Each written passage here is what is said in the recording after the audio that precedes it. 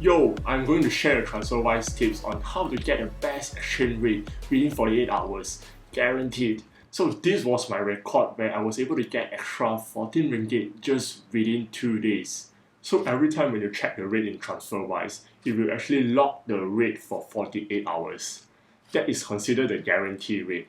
And within that 48 hours, you can actually check the rate for as many times as you want. During the rate checking, if it is higher than the previous rate, then you can lock the rate for another 48 hours.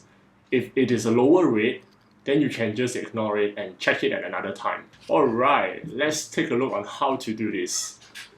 As an example, I will exchange 1,000 Singapore dollar to Malaysian ringgit. This was the first rate check on 21st October, 5:26 PM, which was around 3,036 Malaysian ringgit. As that was the first check, I will just go through the step to lock the rate. As you can see, you can actually click the rate to see the guaranteed period. In this case, which was guaranteed up to 48 hours. Next step was to confirm the transfer. Don't worry, you don't have to pay anything at this moment. At the last step, simply select your preferred payment method and select the option of I will pay later.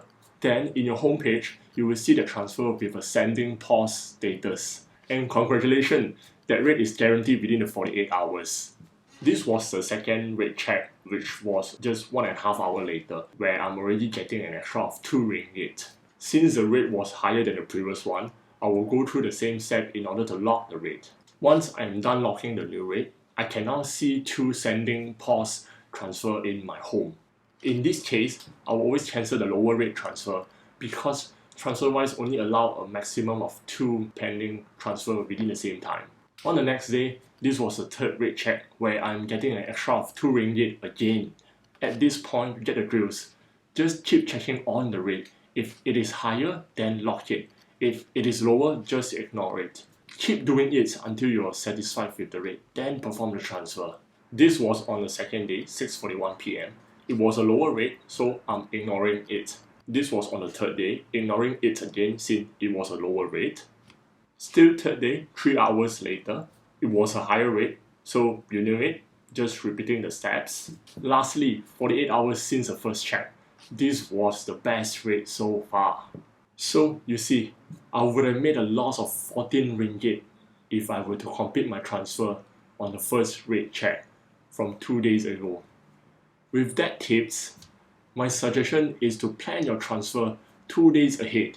For example, if you need your ringgit by Thursday 5 PM, then you should start checking on the exchange rate from Tuesday 4 PM onwards. Oh yeah, and the exchange rate will stop moving from Friday 9 PM onwards, so there is no point to do any rate checking on the weekend. Alright, that's it for now. I do have a question for you.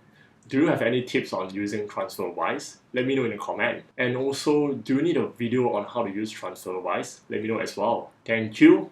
I will see you. Bye.